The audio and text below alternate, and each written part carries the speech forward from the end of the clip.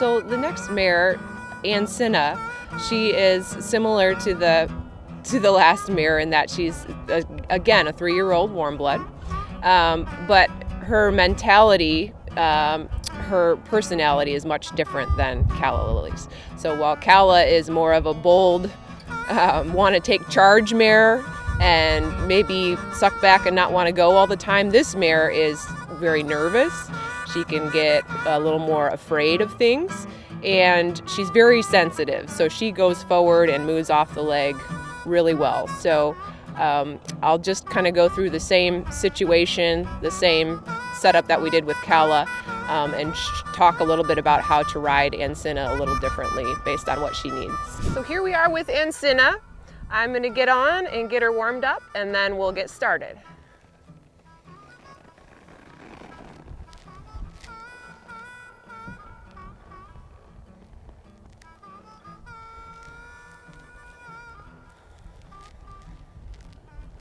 You guys can get the block out of here, please.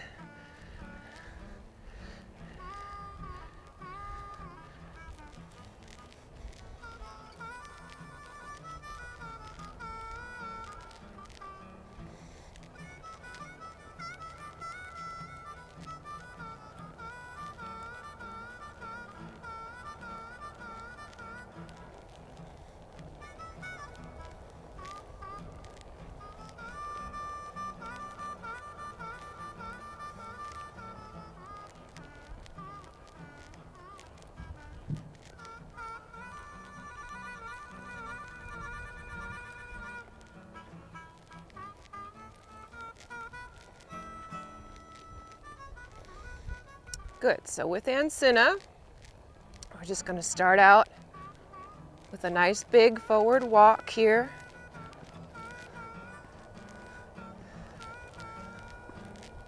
Trying to feel for when her hind feet are coming off the ground. And that's the time when I want to squeeze. So it's alternating leg squeezes. Trying to get in time with her hind feet. So it's left, right, left, right. Good. And then when she walks out a little bigger, I can back off. And we're going to start with our isolations. So I'm going to use my inside leg to bring that hind end around the front end. Trying to get the right hind step up and under. Good. And once I get that, I'm going to shift the balance back, rock some weight back onto her hindquarters, and use my outside leg to bring the front end around, making sure that she stays bent, flexed to the left. So she has to learn to look and step away from pressure on the outside of the bend. Okay, we'll go through that sequence again. It's a 2-part turn.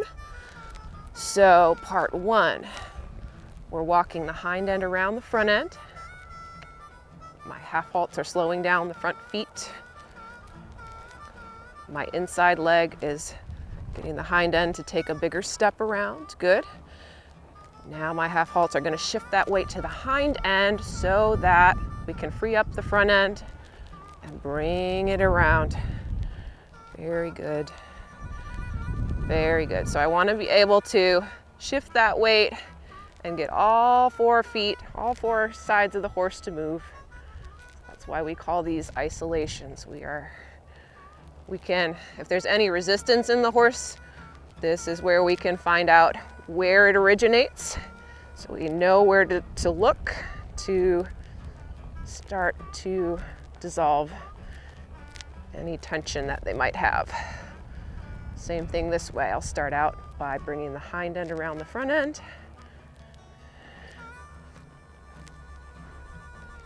Good. Shift the weight back. Bring the front end around. Okay, now here's a little resistance, right? She's leaning into my leg. So I'm gonna just, once she yields, I'll go back to my circle. I'm gonna switch hands with my whip, bring that to the outside in case I need it to reinforce the second part of that turn, and we'll try again here.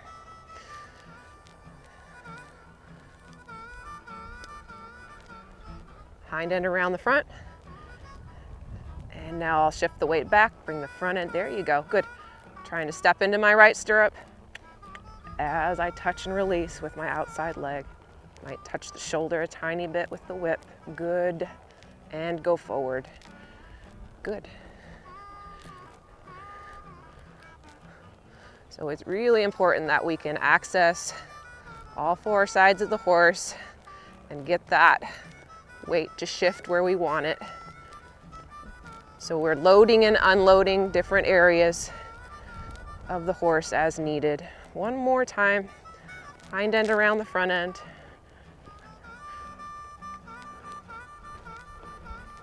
And get that weight to shift back, bring the front end around the hind end. She's leaning on my leg, so I'm gonna come here until she yields, go forward. So repetition is the key here. Just keep setting it up. There, that's it. I really wanna feel her look right, step right, and yield to that leg on the outside. Very good. That's not a natural response for a horse to look and step away from pressure on the outside. So it's really important that we're specific and training that response. They tend to want to look and lean into pressure until we teach them otherwise. Okay, so now let's go out on a big circle and pick up the trot.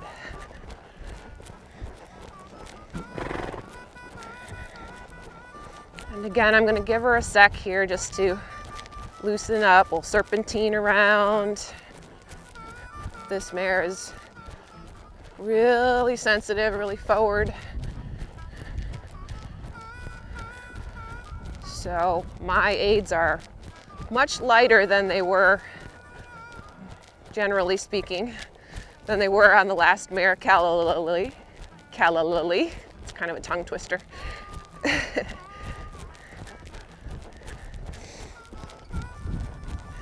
Good.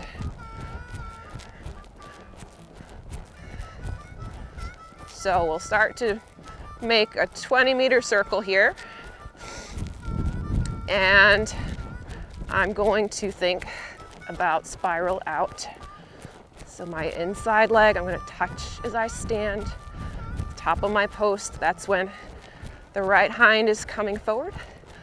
And I want to get the sensation that the right hind can step up between the two front feet and we spiral out. So this someday will become our leg yield. We're working towards dressage. Right now it's just a nice, easy, gentle spiral out. And now we're gonna take it the other way and I'm gonna try spiral in. So again, this is a little more advanced because she's got to look right and step right away from my outside leg. Good. So I might only get a couple of steps in to the right and then let her go straight, or just let her go on that circle, straight on the circle, and then ask for a few more steps, spiral in, and let her go straight. Good.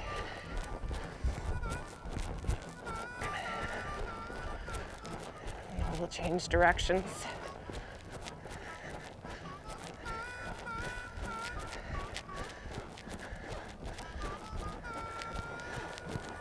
Change hands with my whip.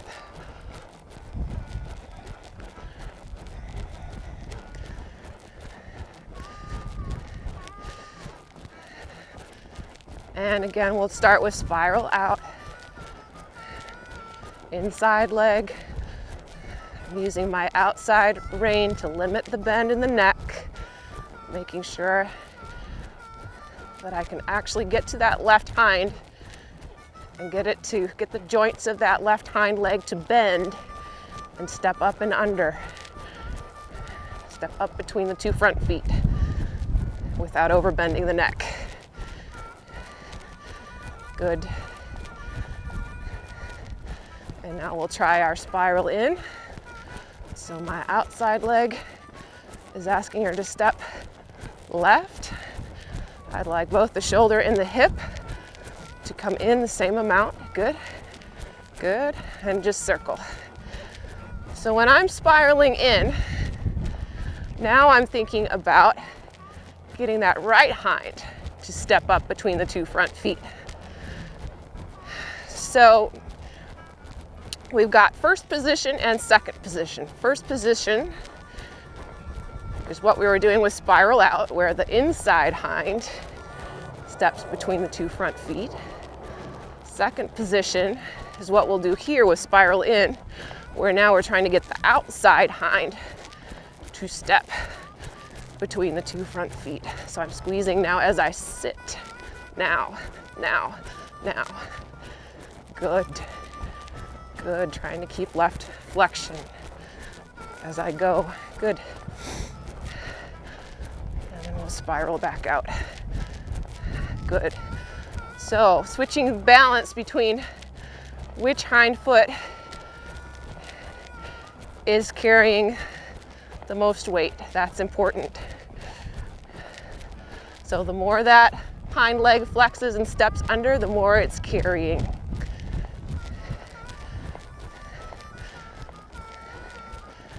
Fantastic. Very good.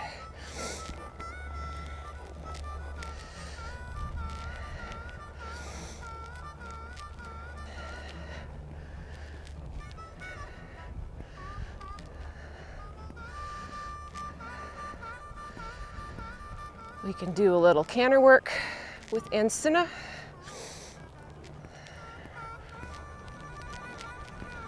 So I'm going to start at the trot, get my trot nice and balanced, thinking about trotting in first position.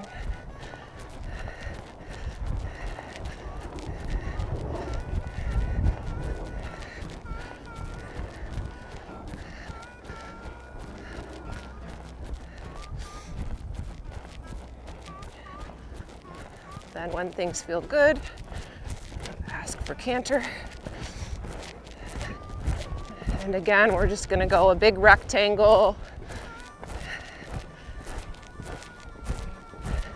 She cuts in, I'll spiral out.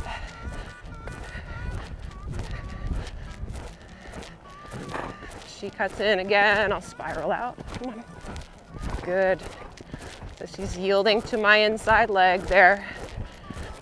So now I can use what I had established going slow at the walk and the trot to kind of rebalance things at the canter gently. The more speed we add, the more careful we have to be about making balance changes, make them real gradual. We don't want to overdo it and throw the horse more off balance. Good. As I change directions and change bends, I need her to bend around my new inside leg now, taking a little bitty spiral out. Get that right hind to track up between the two front feet. So always, every time I'm making a change, directional change, transition, I'm thinking about the balance and positioning that I need to set that horse up to do the next thing from a place of balance. Okay.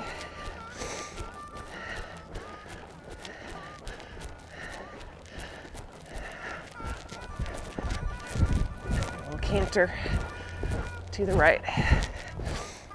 Go straight.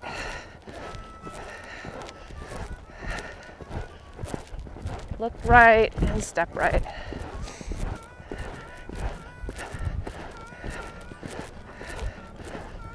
Good. I love how forward going this mare is. That's really going to serve her well. You know, her neck is in a great position. I wouldn't want to take a hold of her any more than this for right now. Just let her settle in and find her balance. It's great.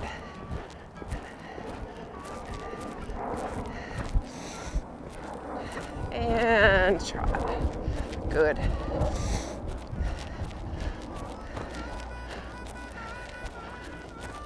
Very good.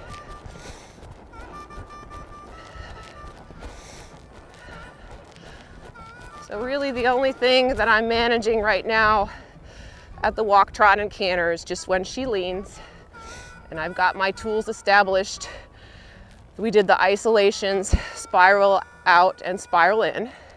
Those are the tools that we use to teach them how to rebalance if they start to lean a little bit. So we start to carry that through into the canter, just really subtly and gradually, because as I was saying, you don't want to do too much and then have that throw the horse off balance even more. So just want to be judicial about how much to do and when. So that was great. Very good.